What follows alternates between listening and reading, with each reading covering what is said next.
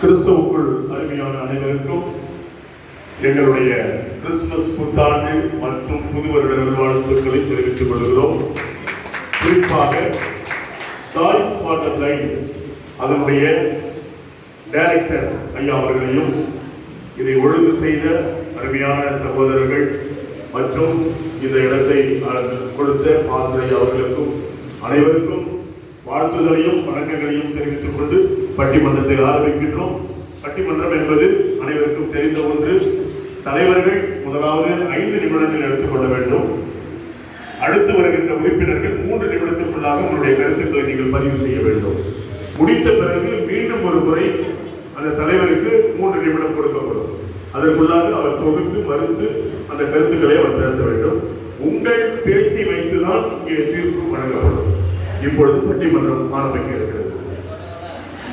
தித்திக்கும் தெய்வ திருமறை சிந்தேனை எத்திக்கும் எப்பாதும் என்பவருக்கும் புத்திக்குள் நின்றிலங்க சொல்லும் திறம் நேயம் என்றுளத்தே நன்றிலங்கு செய்து நடத்து என்ற இறைவேண்டலோடு அற்புதமான ஒரு தலைப்பு, பார்வை அற்றவர்களின் வாழ்க்கை குறையா நிறையா.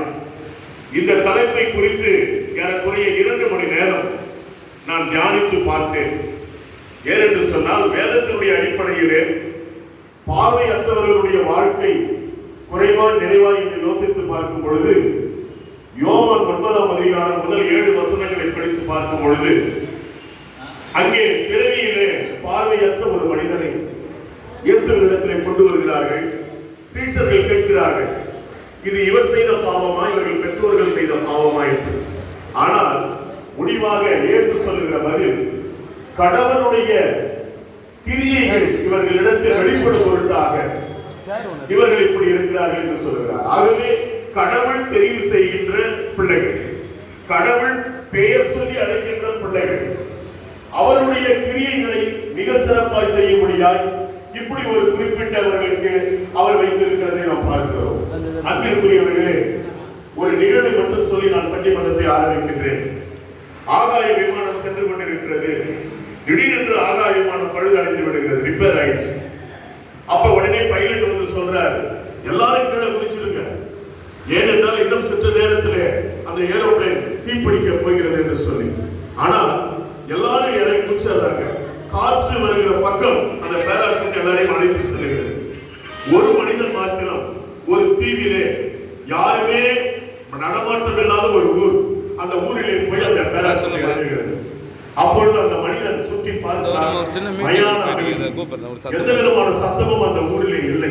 2 மணிக்கு அந்த ஊரிலே போய் இறங்குகிறான். 2 மணிக்கு இரவு 12 மணி போல் எந்த ஆள் நடமாட்டமும் இல்லை. அவனுக்கு விந்தையாக இருக்கிறது. ஓடி ஓடி பார்க்கிறான், எல்லா வீடுகளும் பூட்டப்பட்டு இருக்கிறது. என்ன செய்வது என்று தெரியாமல் ஒரு இடத்திலே ஓய்வு எடுக்கிறார். மாலை 6-7 மணி ஆகிறது. இவன் களைத்து போய் தூங்கி விடுகிறான். அப்பொழுது திடீரென்று ஆள் நடமாட்டம் கேட்கிறது, பேச்சுவார்த்தை கேட்கிறது. எல்லாரும் அவர்கள் பணிகளை செய்கிறார்கள். இரவு 7 மணிக்கு ஆரம்பித்து அப்பொழுதுதான் அவன் பார்க்கிறான், ஏன் இது இப்படி என்று சொல்லி தன்னுடைய மொபைலில் இருக்கிற டார்ச் லைட் அடிச்சு அவன் பார்க்கிறான். பார்க்கும் பொழுது அங்கே மனிதர்கள் அவரவர்கள் வேலையை மிக சிறப்பாய் செய்கிறார்கள். அவன் போய் ஒருவரை அணுகி கேட்கிறான், என்னவென்று. அப்ப அவர் சொல்றாங்க, எங்களுக்கு யாருக்குமே நாங்கள் பார்வையற்றவர்கள் இந்த ஊர் முழுவதும், நாங்கள் பகலிலே நாங்கள் ரெஸ்ட் எடுத்து விட்டு இரவிலே எங்கள் பணியை சிறப்பாக செய்வோம் என்று சொல்லி. அப்பொழுது இவர் சொல்லுகிறார், இல்லை இல்லை, இதை மாற்றி நீங்கள் செய்யுங்கள் என்று சொல்லும் பொழுது அந்த ஊர் மக்கள் எல்லாம் சேர்ந்து அவனை அடித்து விரட்டினார்கள் என்று ஒரு கதை இருக்கிறது. எனவே அந்த மக்கள் மிகவும் சுகமாக மிகவும் அழகாக அவர்கள் தன்னுடைய வாழ்வை நடத்துகிறார்கள். அதை மனிதன் போய் கெடுத்து விடுகிறார் என்று சொல்லி அதை சொல்லுகிறது. வேதத்திலே அநேக இடத்திலே எலியாவுக்கு செல்லும் பொழுது ஒரு பார்வையற்ற மனிதனை சந்திக்கிறார். அவர் சொல்லுகிறார், தாவீதின் குமாரனே எனக்கு இறங்கும் என்று கூப்பிடுகிறார். ஆனால் மக்கள் அதட்டுகிறார்கள். அதட்டின போது அவர் மீண்டுமாய் மிக சத்தமாய் அவர் கூப்பிடும் பொழுது இயேசுவினுடைய கண்கள் அங்கே பார்க்கப்படுகிறது. அங்கே அவர் பார்வை பெறுகிறது நாம் பார்க்கிறோம். அதோடு மாத்திரமல்ல, பார்வையற்ற இருவர் மத்திய 20ஆம் அதிகாரம் 29-34 வரைக்கும் பார்த்தீங்கன்னா அங்கே பார்வையற்றவருடைய குரலை கேட்ட உடனே இயேசு மனதுருகுகிறார். அந்த வார்த்தை ஒவ்வொரு நிகழ்விலும் பார்த்தீங்கன்னா ஒவ்வொரு வார்த்தை கூடிக்கொண்டே வேதத்திலே வரும். மனதுருகி அவனுக்கு அங்கே அவர் பார்வையை கொடுக்கிறது நாம் பார்க்கிறோம். அன்பிற்குரியவர்களே, ஒரு இடத்துல அதே மாதிரி பார்வையற்றவரை இயேசு சந்திக்கும் பொழுது, நீ என்ன உனக்கு வேண்டும் என்று கேட்கிறார். நான் சுகம் கொடுப்பேன் என்று விசுவாசிக்கிறாயே என்று கேட்கிறார். ஆம் என்று சொன்ன உடனே, உன் விசுவாசம் திடமானது, எனவே உனக்கு இன்றையிலிருந்து புது வாழ்வு என்று சொல்லி அவனுக்கு வாழ்வை கொடுக்கிறார். அன்பிற்குரியவர்களே, பழைய ஏற்பாட்டிலும் அநேக உதாரணங்கள் உண்டு. கால நேரத்தை கருதி நான் இதோடு முடித்துக் கொள்கிறேன். சாதாரணமாக வாழ்கின்ற மக்கள் ஜெபிக்கும் பொழுது மட்டும் தங்கள் கண்களை மூடிக்கொள்வார்கள். ஏனென்று சொன்னால், கண்களை மூடினால்தான் இறைவனோடு உறவு கொள்ள முடியும், இறைவனோடு ஒரு சிந்தனையை நாம் கொண்டு வர முடியும், இயேசுவை நம் மனக்கண் முன் கொண்டு வர முடியும். எனவே கண்கள் என்பது ஆண்டவர் கொடுப்பது. கண்கள் பார்வையற்ற நிலையும் அது ஆண்டவர் கொடுக்கின்ற ஒரு பரிசு என்பதை நினைத்து நீங்கள் அற்புதமாய் இந்த விழா கொண்டாடுகிறீர்கள். அருமையான ஐயா அவர்களை, நான் Joy for the Blind director அவர்களை நான் மிகவும் வணங்கி வாழ்த்துகிறேன். இப்பொழுது நாம் செல்லுகிறோம். முதலாவது அற்புதமான பாடலை சொல்லிக் கொடுத்தார்கள் இருவர்கள். அந்த பாடல சில வரிகள் வந்த உடனே நான் நினைச்சேன், பட்டிமன்றத்துடைய முடிவு இதிலே வந்துடுச்சு. என்னன்னு கேட்டீங்கன்னா, அல்லேலூயா பாடி ஆண்டவரை நாடி இயேசுசாமி பிறந்ததெல்லாம் பறந்து போனது, அப்புறம் ஏன் நமக்கு அதான் போயிடுச்சு. பாடு நமக்கு இயேசு பிறந்துட்டாரு, பாடு போயிடுச்சு, அப்புறம் என்ன குறைவு நமக்கு தேவையே இல்லை, நிறைவு குறைவு. அடுத்ததாக நல்ல கவனி, ஒரு வாழ்க்கை என்பது குறைவும் உண்டு நிறைவும் உண்டு. மேடு பள்ளம் இல்லாத வாழ்க்கை கிடையாது. எனவே இரண்டு உண்டு. ஆனால் இன்றைக்கு நான் சொல்ல போகிற தீர்ப்பு, இங்கே 6 இருக்கிறார்கள், 6 அற்புதமான பேச்சாளர்கள் இருக்கிறார்கள். இவர்களுடைய பேச்சு அடிப்படையில் மட்டுமே இங்கே தீர்ப்பு வழங்கப்படும். என்னுடைய தனிப்பட்ட கருத்தை நான் திணிக்க மாட்டேன். அவர்கள் யார் என்ன பேசுகிறார்களோ அதை பதிவு செய்து அதன் அடிப்படையிலே தீர்ப்பு வழங்குவேன் என்று உறுதி கூறி இப்பொழுது நம்முடைய பட்டிமன்றத்திற்கு நாம் செல்லுகிறோம். முதலாவது வாழ்க்கை, பார்வையற்றவர்களின் வாழ்க்கை. முதல்ல குறைய ஆரம்பிச்சிருவோம், ஏன்னா அப்பதான் நம்ம நிறைவை பார்க்க முடியும். எனவே குறைவே என்ற அணியினுடைய தலைவர் அன்பிற்குரிய ஐயா சிவராஜ் ஐயா அவர்களை பேசும்படி அன்போடு அழைக்கின்றேன்.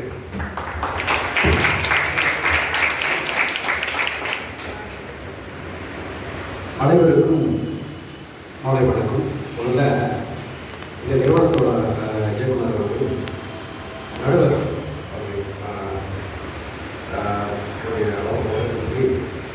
எல்லாரும் சகோதரர்களுக்கும் புத்தாண்டு மற்றும் கிறிஸ்துமஸ் நல்வாழ்த்துக்கள். சரி, தலைப்பு நம்ம கொடுத்த தலைப்பு பார்வையற்றவருடைய வாழ்க்கை குறையா இறையா. உங்களே ஒவ்வொருத்தரும் மனசாட்சி தொட்டு நம்ம சிந்திக்கணும். குறைகள் நம்ம அன்றாடம் காலையில் தூங்கி எழுந்திரிச்ச உடனே நம்ம படுக்க போகிற வரைக்கும் நம்ம என்னென்ன சந்திக்கிறோம்.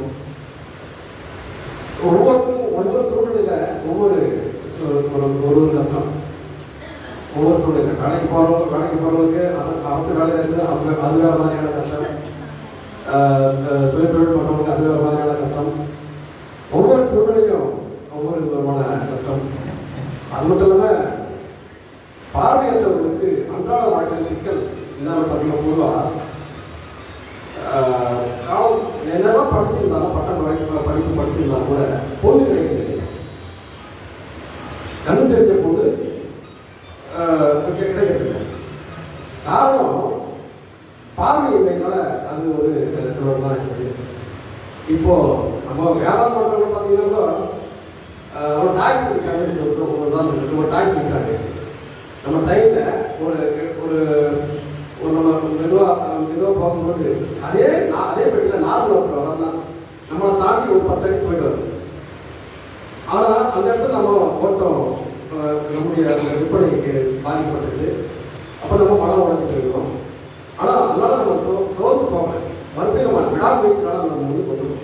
ஏங்களா, அங்கே இது ஒரு பார்வையினால இது ஒரு குறை தானே. ஆக குறை நம்முடைய வாழ்க்கையை முழுக்க ஒரு பெரும்பாலும் 80% குறைதானே தவிர நிறை அவ்வப்போது எப்பாவது போகிற அந்த அத்திப்பு போல நிறைகள் வரும்.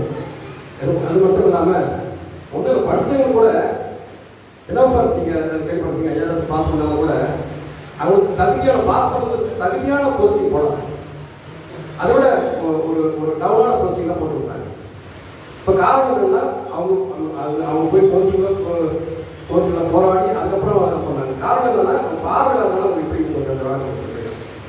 அப்போ ஏன் எக்ஸாம் எழுத விட்டோம் இல்லையா? இந்த மாதிரியான கஷ்டங்கள் பார்வையாளர்னால இருக்குது. ஒன்றும் இல்லை, எல்லாரும் மனசாட்சி சொல்லுவாங்க. அவங்க இடத்துல இருந்து பஸ் ஒரு மணி நேரம் நான் வந்து 2.5 மணி நேரம் 2 மணி நேரம் தொட்டிலிருந்து வரேன். ஒன்றும் இல்லை, பஸ் இந்த பஸ் எங்கே போவோம்னு கேட்டால் பின்னாடி தள்ளி போயிடும். நம்ம பின்னாடி தள்ளி போயிருக்குன்னு தெரியாமல் நம்ம கேட்டு பேசிக்கிறோம் பஸ் சொல்லுங்க. இந்த மாதிரி ஏகப்பட்ட நம்முடைய வாழ்க்கையில் ஏகப்பட்ட சிக்கல்களை நம்ம சந்திச்சுட்டு தான் இருக்கோம். இப்போ நடுவர் கூட இந்த தீர்ப்பு தான் குறைந்த தீர்ப்பு தான் தருவாங்க நான் நம்புகிறேன். ஏன்னா எதிரணி நம்ம கருத்தால் மட்டுமே போகிறோம். நம்ம எதிரணி நிறைய பேசினாலும் கூட நமக்கு குறைக்கு தான் தீர்ப்பு நிச்சயம் தீர்ப்பு எங்களுக்கு வாய்ப்பு நன்றி. மிக சிறப்பாக என்னுடைய கருத்துக்களை பதிவு செய்திருக்கிறார். வாழ்க்கை முறை முழுவதுமே குறைதான் என்று சொல்லி பல காரியங்களை அதற்கு உதாரணமாக சொல்லியிருக்கிறார்.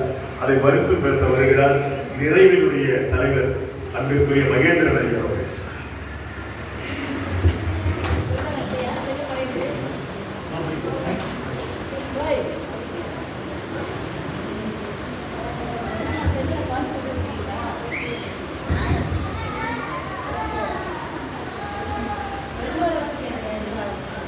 உலகமெங்கும் இருக்கின்ற யூடியூப் நேயர்களுக்கும் நடுவராக பொறுப்பேற்கின்ற ஐயா அவர்களுக்கும் இதை காண்பதற்காக பார்வையாளர்களாக வந்திருக்கின்ற உங்களை அத்துணை பேருக்கும் நன்றி கலந்த வணக்கத்தை குறித்தாக்கிக் கொண்டு என்னுடைய பட்டிமன்றத்தின் பேச்சை துவங்குகிறேன். என்னுடைய தலைப்பு பார்வையற்றவருடைய வாழ்க்கை நிறையா குறையா என்பது தலைப்பு இல்லையா? மனிதனுடைய வாழ்க்கையில நிறை என்பது ஒவ்வொரு நாளும் நிகழ்ந்து கொண்டே இருக்கிறது. சினிமாக்காரன் கூட ஒரு பாட்டு பாடியிருக்கான். என்ன பாட்டு தெரியுமா? தங்கத்திலே ஒரு குறை இருந்தாலோ தரத்தினில் குறைவதுண்டோ, உங்க அங்கத்திலே ஒரு குறை இருந்தாலோ அறிவு குறைவதுண்டோ, அறிவு குறைவதுண்டோ. பாத்தீங்களா? அவங்க கூட நல்லா அருமையா பாடியிருக்கா பாருங்க. அன்பு இங்க பாருங்க, நம்முடைய நிலையில நம்ம சிந்திக்கின்ற பொழுது ஒவ்வொரு நிலையிலும் ஒரு மனிதன் பார்வையில்லாத ஒரு மனிதன் இந்த சமுதாயத்தை வாழ்கிறான் என்று சொன்னால் பெரும்பாலும் அதிகபட்சமான நிறைய கல்விகளை பெறுகிறார். கல்வி பெறாதவர்கள் இருக்கிறார்கள், ஆனால் கல்வி பெற்றவர்கள் நிறைய பேர் இருக்கிறார்கள். குறைகளை பற்றி பேசுகிறோம், குறையே பேசிக் கொண்டிருக்கிறோம்.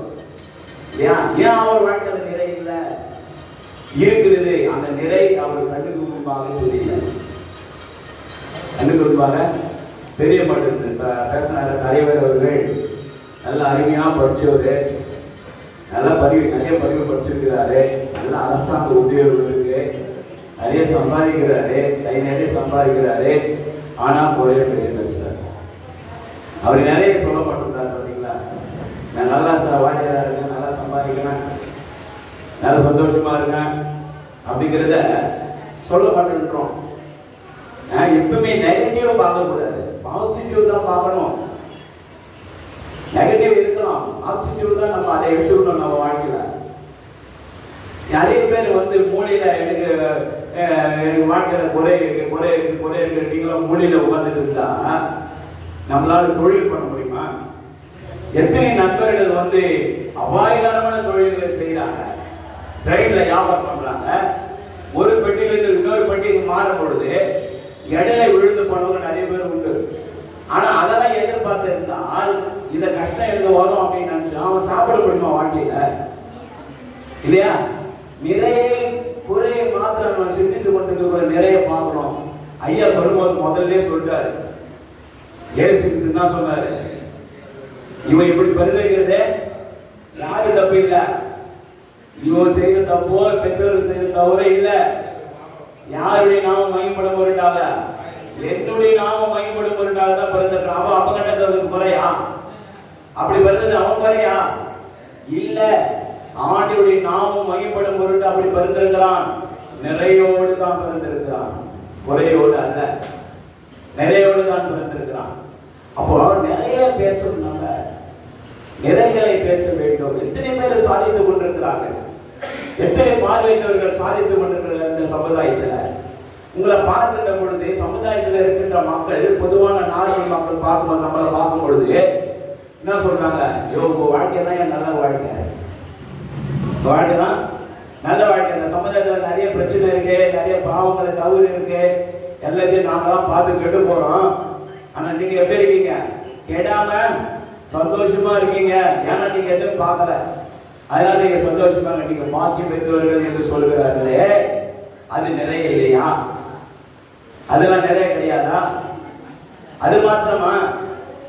எத்தனை பார்வையாளர்கள் சமுதாயத்தில் படித்து விட்டு சாதித்துக் கொண்டிருக்கிறார்கள், எத்தனை ஆசிரியர்களா இருக்கிறார்கள், எத்தனை பேர் லாயரா இருக்கிறாங்க, எத்தனை பேர் பேங்க்ல ஒர்க் பண்ணிட்டு இருக்காங்க, பார்வை உள்ளவர்களுக்கு சமமாக வேலை செய்து கொண்டிருக்கிறார்களே, இதெல்லாம் நிறைய இல்லையா? இது குறையா? கணினியா வேலை செய்கிறார்கள், கணியப்பொறியில வேலை செய்கிறார், பார்வை உள்ளவர்களுக்கு சமமாக கணியப்பொறியிலே வேலை செய்கிற திறன் நம்முடைய பார்வையற்ற சகோதரர்களுக்கு இருக்கிறது. அந்த அறிவு இங்க நிறைய கிடையாதா? இதெல்லாம் குறையா? இதெல்லாம் சிந்தித்துக் கொண்டிருந்தால் நம்முடைய சமுதாயம் எப்பவும் முன்னேறும். மூளையில முடங்கி கொண்டிருக்கிறோம். இப்ப மூளையில முடங்கி கொண்டிருந்த தாய் பாத்திரத்துல என்னுடைய டைரக்டர் இவ்வளவு தூரம் வருவாரா? சொல்லுங்க, இவ்வளவு தூரம் உங்களை தேடி வர முடியுமா? ஐயோ எனக்கு பார்வையில் இருங்க, எல்லாரும் நடக்க முடியாதுங்க, நான் எங்க போக முடியாது அப்படின்னு சொல்லி மூலையில உட்கார்ந்து இருந்தா சமுதாயத்தை முன்னேற்ற முடியுமா? உங்களெல்லாம் சந்தித்து உங்களுக்கு பொருள் கொடுக்க முடியுமா? எத்தனை பிரச்சனை இருந்தாலும் அதை எல்லாம் எதிர்த்து நிறைவான வாழ்க்கையை வாழ்வதுதான் நம்முடைய பார்வையற்றவர்களுடைய வாழ்க்கை. அந்த வாழ்க்கையை நாம் வாழ்ந்து கொண்டிருக்கிறோம். ஒவ்வொருவருக்கும் அது தெரியும், ஒவ்வொருடைய நண்பர்களுக்கும் அது தெரியும். எது அணியர் பேசினாரு, குறைய மாத்திரம் தான் பேசினாரு. ஆனால் வாழ்க்கையில் நிறை என்பதை மறந்து விட்டார். எனவே சகோதரிகளே, நடுவர் ஐயா அவர்களே, பார்வையற்றவருடைய வாழ்க்கை குறை மாத்திரம் அல்ல, நிறை அதிகமாக இருக்கிறது. குறை என்று சிந்தித்துக் கொண்டிருந்தால் நம்முடைய வாழ்க்கை முன்னுக்கு வராது. முன்னுக்கு வந்திருக்கிறவர்களை சிந்தித்து பாருங்கள்.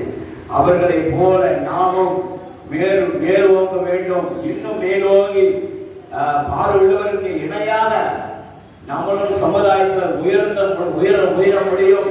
இன்னும் உயர்ந்து கொண்டு இருக்கிறோம் என்கின்ற கருத்தை பதிவு செய்து, நிறை மாத்திரமே பார்வையற்றவருடைய வாழ்க்கையில நிரந்தரமானது என்பதை பதிவு செய்து வாய்ப்புக்கு நன்றி பாராட்டி விடைபெறுகிறேன். நன்றி, வணக்கம்.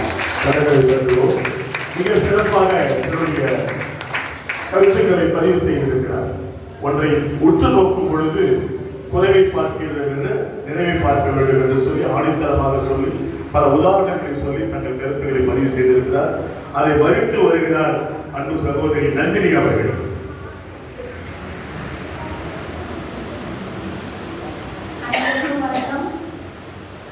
நான் இந்த இடத்துல பேசுவதற்கு எனக்கு நல்ல வாய்ப்பளித்த தேவனுக்கு முதலாவது நன்றியை செலுத்துகிறேன். இந்த கூடுகைக்கு வரும்படி எனக்கு அழைப்பை தெரிவித்த பாஸ்டருக்கு நன்றியை செலுத்துகிறேன். மற்றும் நடுவர் அவர்களுக்கும் என்னுடைய சகோதரிகள் அனைவருக்கும் வணக்கத்தை நன்றிகளை தெரிவித்துக் கொள்கிறேன். இப்பொழுது பார்வை இல்லாமல் நம்முடைய வாழ்க்கையில் இருப்பது குறைவே என்று என் உரையை ஆரம்பிக்கிறேன். என் வாழ்க்கையிலே தெரிந்து கொண்டால் பார்வை இல்லாமல் பிறந்தது குறைவே என்றுதான் நான் சொல்ல வேண்டும். சகோதரர் சொன்னார், நிறைவு வரும் பொழுது கண்ணுக்கு தெரியாது அப்படின்னு. கண்ணு இருந்தால்தான் நிறைவே பெற முடியும். அகக்கண்கள் தெரிந்தால் மாத்திரமல்ல, புறக்கண்களும் சில நிறைவுகளை காண வேண்டியதாக இருக்கிறது. திருமணமாகி நாம் குழந்தைகள் முகத்தை பார்க்க வேண்டும் என்றால் நம்முடைய புறக்கண்கள் பிறந்திருக்க வேண்டும். எங்க அம்மா 2 பிள்ளைங்க பிறந்ததுக்கு அப்புறம் அழுவாங்க. ஏமா அழுகுறீங்கன்னு கேட்டா, எங்க அழகான குழந்தைகளை என் பிள்ளை பார்க்க முடியல அப்படின்னு சொல்லி அழுவாங்க. சொந்தக்காரங்க எல்லாம் மனசு தெரிவிக்க, இது கடவுள் இப்படி இந்த ஜென்மத்துல இவன் இப்படி படைச்சிட்டாரு, அடுத்த ஜென்மத்துல பார்ப்போம் அப்படின்னு சொல்லி ஆறுதல் படுத்துவாங்க. தேவனை நம்பி இருக்கிற நமக்கு மட்டும்தான் தெரியும். இன்றைக்கு சமுதாயத்தின் இடத்திலே பார்க்கும் பொழுது, சமுதாயத்திலே நாம் ஒதுக்கப்பட்ட நிலைமையில் தான் இருக்கிறோம். அரசாங்கம் நாங்கள் கண் தெரிந்தவர்களுக்கு கொடுக்கிற எல்லா வேலைகளும் நமக்கு கொடுக்கவில்லை. ஒரு மனிதன் அனுதினமும் எதையோ எதிர்பார்த்து கொண்டுதான் நாம் வாழ்க்கையிலே ஓடுவதாக இருக்கிறது. அதற்கு அவசியமானது ஒன்று பணம். இன்றைக்கு பணம் சம்பாதிக்க வேண்டியது, நாம் நல்ல நிலைமையிலே கண் தெரிந்த நிலைமையிலே இருந்திருந்தால் நாம் ஏன் இவ்வளவு கஷ்டப்பட வேண்டியதா இருக்கிறது என்று தினமும் நம்மை நாமே கேள்வி கேட்டுக்கொள்ள வேண்டிய நிலைமையிலே நாம் இருக்கிறோம். அப்படிப்பட்ட அரசாங்கம் நமக்கு நீங்க கேட்கலாம், உங்களுக்கு தான் படிக்க நல்ல வாய்ப்பு இருக்கு, எக்ஸாம் எழுதி நீங்க பாஸ் ஆகி நல்ல வேலைக்கு போலாம். படிக்க வைக்க முடியாத சூழ்நிலையில ஏழை மக்கள் இருப்பாங்க. எத்தனையோ பெற்றோர்கள் பாமர மக்கள் பார்வை இல்லாம என் பிள்ளை பிறந்துச்சு வீட்டோட படித்தவர்களுக்கு அநேக வேலைகள் இருக்கும் என்றால், படிக்காத பாமர மக்களுக்கு என்ன வேலை அரசாங்கம் கொடுத்திருக்கிறது? அப்படி கொடுத்திருந்தால் நாம் ஏன் பக்தி மூட்டையையும் யாசகம் எடுக்கிற தொழிலையும் நாம் எதிர்பார்த்து கொண்டிருக்கிறோம்? நாம் சிந்திக்க வேண்டிய நிலைமையில் தான் இருக்கிறோம். அநேக குடும்பங்களிலே பார்வை இல்லாமல் பிறந்திருக்கிறது. இப்படி ஒரு பிள்ளை பிறந்திருக்கிறதுக்கு பிள்ளை இல்லாம இருக்கலாம்னு சொல்லி ஹாஸ்டல்ல சேர்க்கிறதையும் நாம் கேள்விப்படுகிறோம்.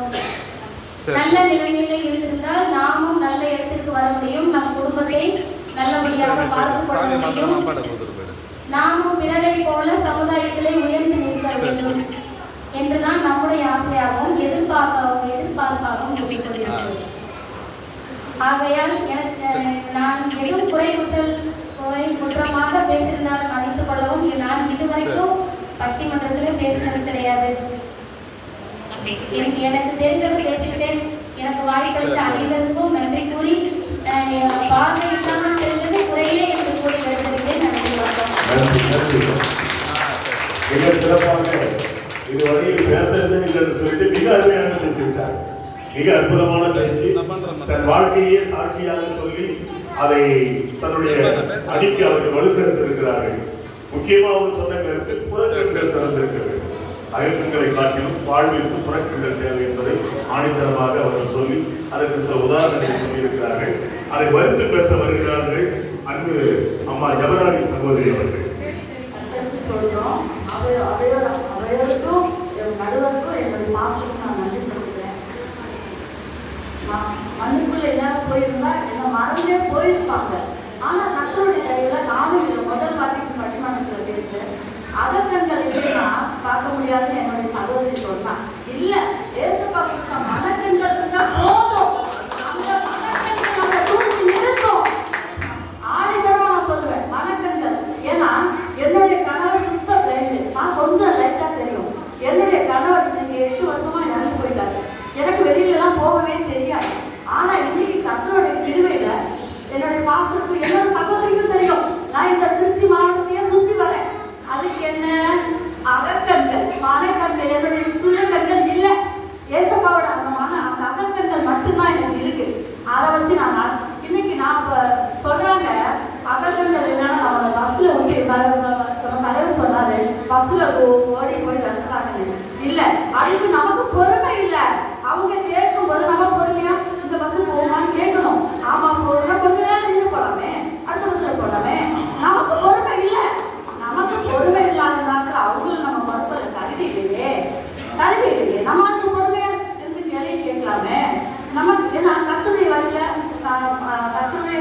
வேத சபையினாலும் சொல்றேன், ஆண்டவர்களை நடக்கிறவங்க கொஞ்சம் பொறுமையாகவும் மற்றவங்களுக்கு நமக்கு அகக்கண்கள் மனக்கண்கள் நம்ம சுயக்கண்கள் இல்லை மனக்கண்கள் இருக்கு, அதை நம்ம புரிஞ்சு வாழணும். புரிஞ்சு வாழ்ந்து அந்த அவங்க எப்படி உலகத்தாரோட ஒன்றி வாழணும்னா நமக்குள்ள பொறுமை வேணும், அன்பு வேணும்.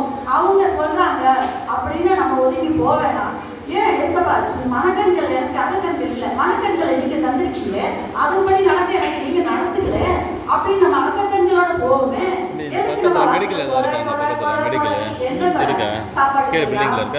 குறை? பணம் பணம் பணம் இன்னைக்கு வரும் நாளைக்கு போகும், ஆனா நம்ம வருவோமா இல்ல. அந்த அகக்கண்கள் நமக்கு வேணும். அகக்கண்கள் மட்டும் இருந்தா போதும். நானும் இதுவரைக்கும் எந்த சபையிலையும் எங்கேயும் பேசுனதில்ல. எங்க பாஸ்டர் ஜவகுருக்கு கொடுப்பாரு, அதை மட்டும் தான் நான் சொல்லுவேன். இன்னைக்கு எந்த இடத்துல கசரை நின்றுட்டா அதுக்கு கோடான கொடி சொல்றோம். மிக அற்புதமாக சகோதரி அவர்கள் பேசுகிறாங்க. அந்த அகக்கண்ண ஒரே வார்த்தையில மனக்கண்ணுன்ற வார்த்தையால நினைச்சிட்டாங்க. ரொம்ப அருமையா சிறப்பாக அவர்கள் அதை மறுத்து பேசினார்கள். அவர்களும் ரொம்ப பிராக்டிக்கலா வாழ்க்கையினுடைய நிலையை எடுத்து சொன்னார்கள். எனவே இந்த கருத்தை மறுத்து முடிவாக பார்வையற்றவர்களுடைய வாழ்க்கை குறைவுதான் என்று சொல்லி அருமையான சகோதரி ஆதிலட்சுமி அவர்கள் பேச வருகிறார்கள்.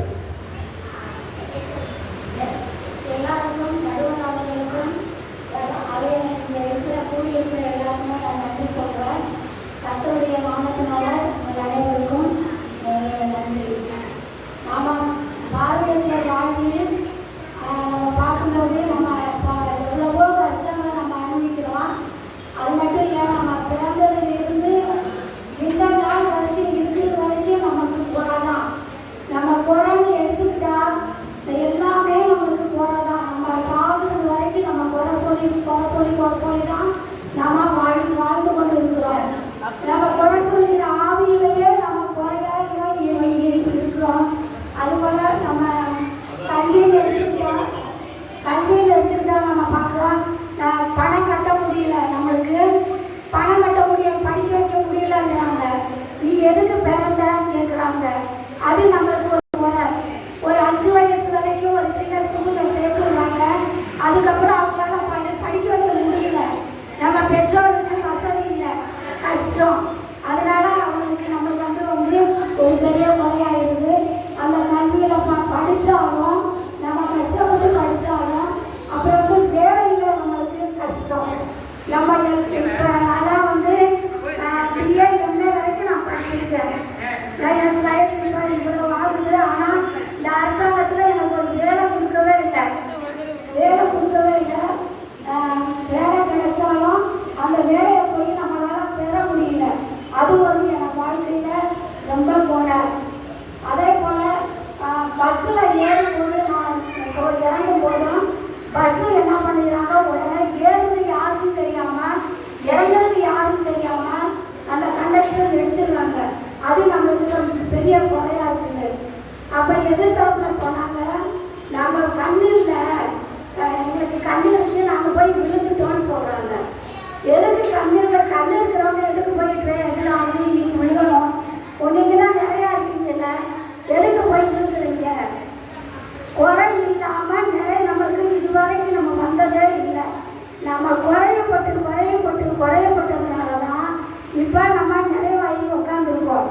நிறைவாக பேசுகிறவங்களுக்கு நான் சொல்கிறேன், குறையப்பட்டு இதுவரைக்கும் நம்ம வாழ்க்கையில் பிறந்ததாலேருந்து இந்த வரைக்கும் நம்ம குறையப்பட்டதுனால தான் நம்ம ஒரு நிறைவான நிலைக்கு நம்ம வந்திருக்கோம். யாரெல்லாம் நம்ம போய் குறை சொல்கிறோம், அரசாங்கத்தை குறை சொல்கிறோம், ஏன்னா வேலை முடியல அரசாங்கத்தை குறை சொல்கிறோம்.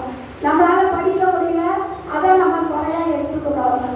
அப்புறம் ட்ரெயினில் ஏறும்போது அவங்க சீக்கிரம் நம்மளுக்கு பதிவு பண்ணி கொடுக்க மாட்டேங்கிறாங்கன்னு சொல்லி அதுக்கு நம்ம ஒரு குறை சொல்கிறோம். இப்படியே நம்ம வாழ்க்கையில்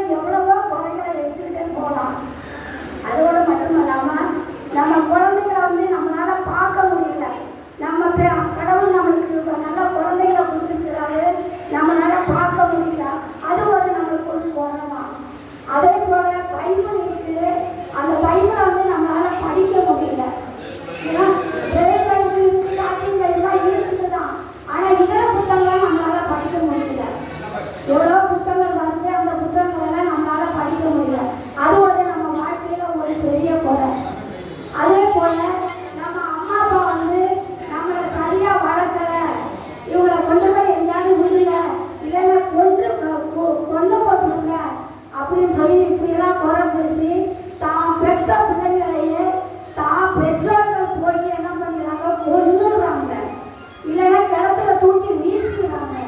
அது எவ்வளோ பெரிய குறை நம்மளுக்கு. அதே போல குறை நம்ம எடுத்தோம்னா இன்னும் நம்ம சாதிக்க வேண்டிய எல்லாத்தையும் நம்ம சாதிக்க முடியாம இருக்கிறது ஒரு பெரிய குறை தான். என்ன சொல்லிக்கிட்டே நான் போகலாம்.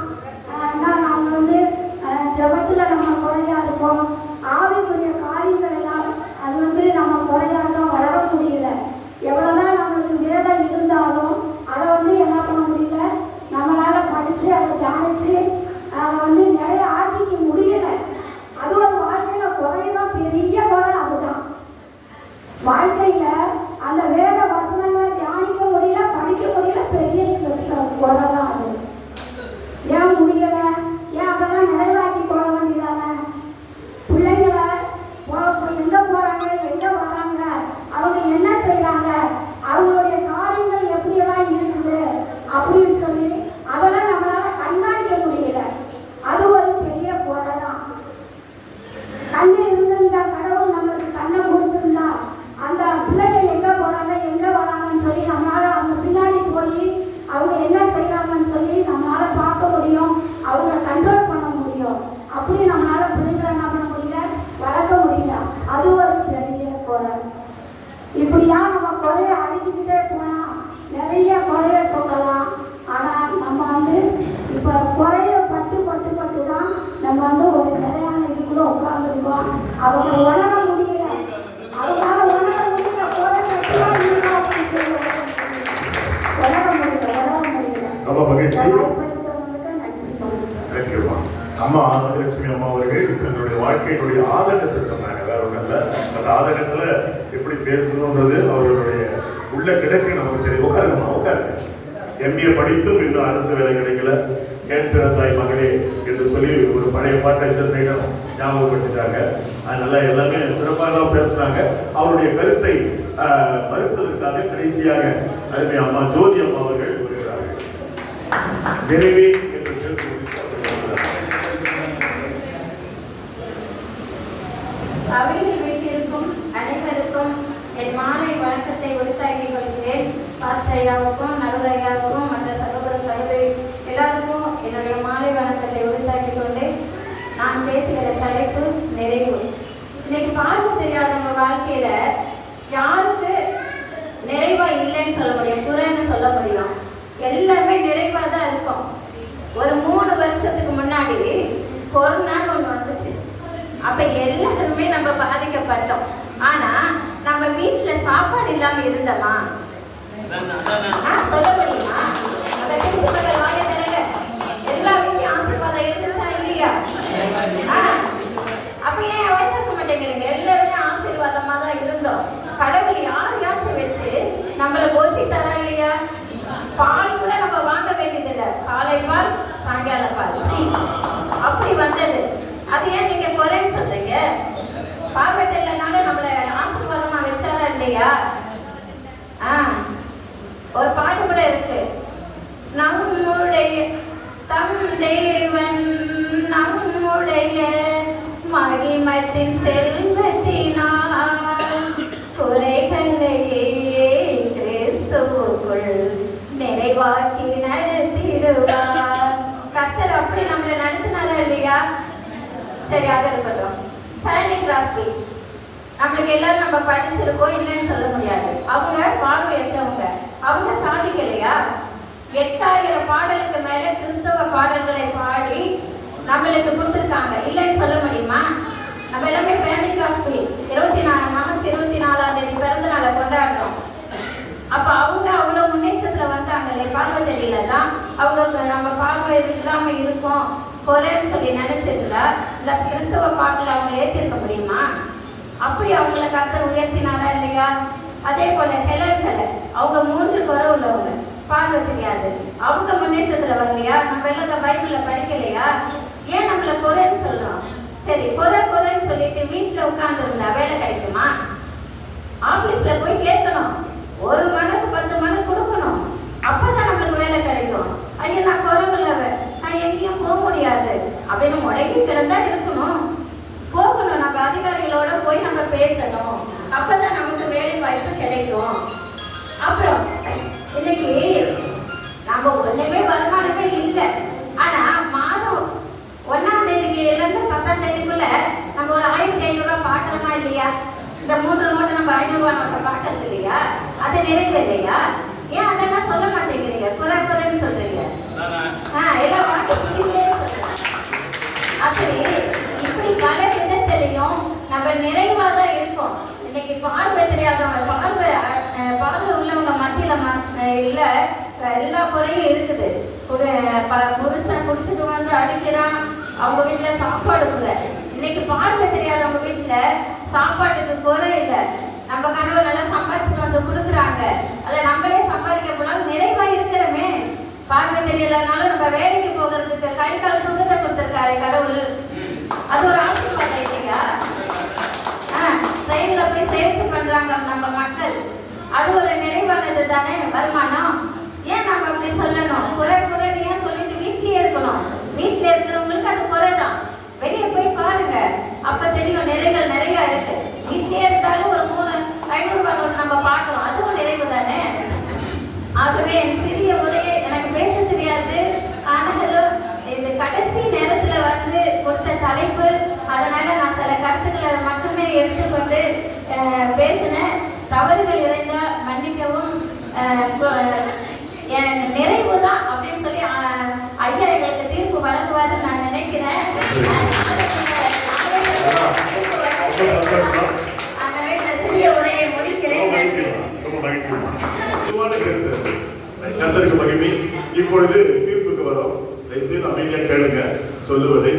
ஒவ்வொரு அணிகளும் சொன்ன கருத்துக்களை தொகுத்து சொல்லி என்னுடைய தீர்ப்பை தெளிவாக நான் வழங்குகிறேன்.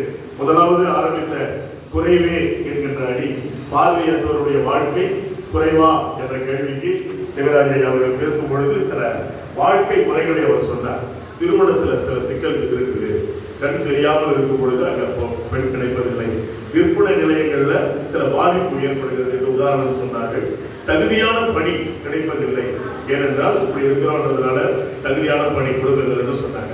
ஆனா அருமை மகள் நந்தினி அவர் வந்து பார்க்கும்பொழுது தன்னுடைய வாழ்க்கையை உதாரணமா சொன்னார்.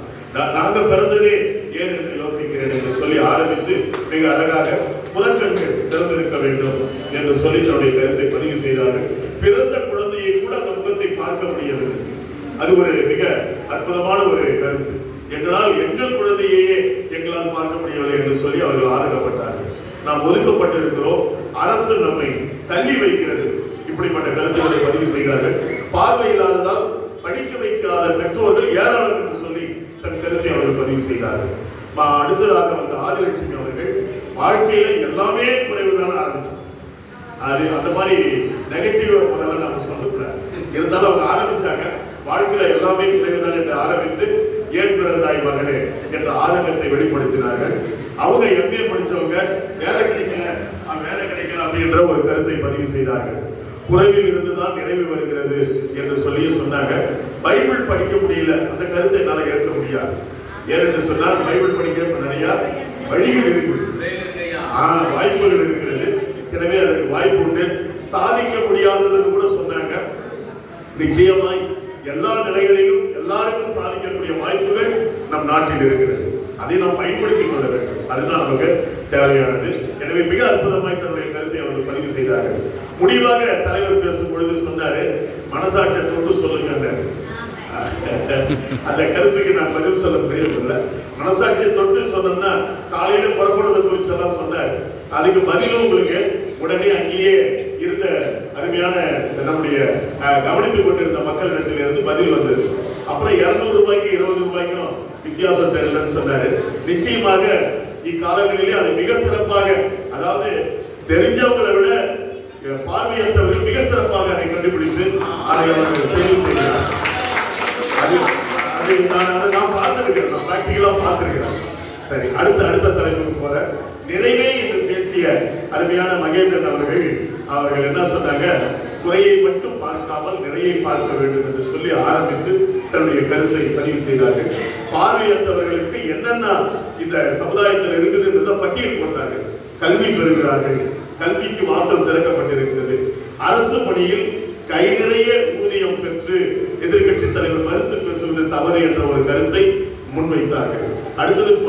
இல்லாததால் மகிழ்ச்சி உங்களுக்கு உண்டு என்பது அது ரொம்ப ஆணித்தரமான ஒரு கருத்து. பார்வை இல்லாதவர்களுக்கு உண்மையிலே மகிழ்ச்சி. பார்வை உள்ளவர்கள் பல காரியங்களை பார்த்து பிபி ஏறுது, சுகர் ஏறுது, உங்களுக்கு எல்லாம் அதெல்லாம் இருக்காது. ஏனென்று சொன்னால் அந்த பார்வை இல்லாததனால் நீங்கள் கடவுளை மாற்றம் தரிசிக்கிறீர்கள். உங்கள் உள்ளங்களில் எப்பொழுது மகிழ்ச்சி நிறைவாக இருக்கிறது. அடுத்தது நல்ல அழகா சொன்னார், கணிப்பொறியியல்ல கூட யார் இருக்கிறார்? பார்வையற்றவர்கள் இன்றைக்கு கணிப்பொறி லெவலுக்கு அங்க போயிருக்கிறாங்க. எல்லா டிபார்ட்மெண்ட்லயும் இருக்கிறாங்க, எல்லா இடங்களிலும் அவர்கள் இருக்கிறார். ஜபராணி அவர்கள் அந்த மனக்கண்களை பற்றி பேசினாங்க. அது மனக்கண்கள், அகக்கண்கள், இப்படி பல கண்கள் வந்து போயிடுச்சு. இருந்தாலும் தற்போது இயேசு வழிநடத்துவார் என்கிற ரொம்ப அற்புதமான ஒரு சத்தியத்தை அவர்கள் இங்கே நல்லா பேசினாங்க. அன்பு பொறுமை இருந்தால் எல்லாவற்றையும் வென்று விடலாம். அது உண்மை அவங்க சொன்னது. வேதத்தினுடைய அடிப்படையிலே ஒரு மனிதன் மற்றவனை நேசிக்கும் பொழுது, தன்னை போல பிறனை நேசிக்கும் பொழுது அங்கே எல்லாமே நமக்கு நிறைவடையும். இதுதான் வேதத்தினுடைய ரகசியம். அடுத்ததாக ஜோதி வந்தாங்க. வந்த உடனே அவங்க ஒரு சேலஞ்சு பண்ணாங்க. நல்ல அருமையா அவங்க ஊழியக்காரங்க மாதிரி ஆரம்பிச்சு பலவிதமான நல்ல அற்புதமான ஒரு பாடல் பாடினாங்க. அதுக்கப்புறம் கொரோனா சமயத்துல நடந்த பிராக்டிகலா, அதாவது நடைமுறையில் இருந்ததே அவங்க நினைவு சொன்னாங்க. கொரோனா சமயத்துல நம்ம ஏதாவது நம்ம பட்டினி இருந்தோமா, நமக்கு கடவுள் துணை வைத்திருந்தாரா? ஆனா நாங்கெல்லாம் அலைஞ்சோம்.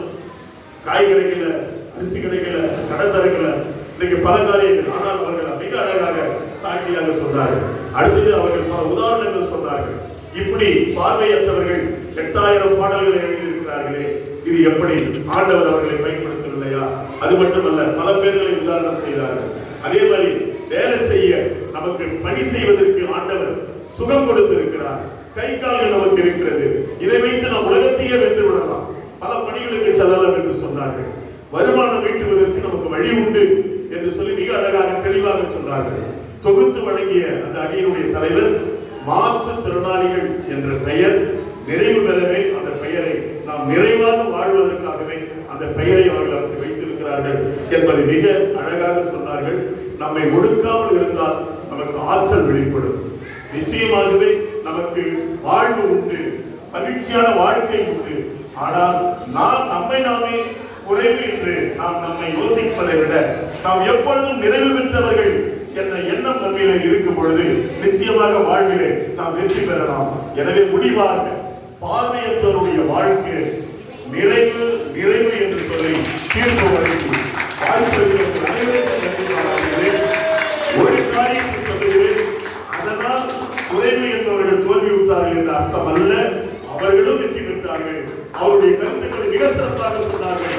ஆனால் இந்த தலைப்பிலே ஒரு சின்ன மாற்றம், ஜாய் ஃபாதர் பிளைண்ட் அவர்களை மன்னித்து நான் அந்த வார்த்தையை மட்டும் சேர்க்கிறேன். என்னவென்று சொன்னால், பார்வையற்றோர் வாழ்க்கையிலே மிஞ்சி நிற்பது என்று சொல்லி அங்கே ஒரு வார்த்தையை சேர்த்திருக்க வேண்டும். ஏனென்று சொன்னால் எல்லாமே உண்டு வாழ்க்கையிலே, குறைவும் உண்டு, நிறைவும் உண்டு. அதில் மிகையாக நிற்பது நிறைவு நிறைவு நிறைவு என்று சொல்லி நன்றி, வணக்கம். பேசின அனைவருக்கும் வாழ்த்துக்களை பெறுகிறேன்.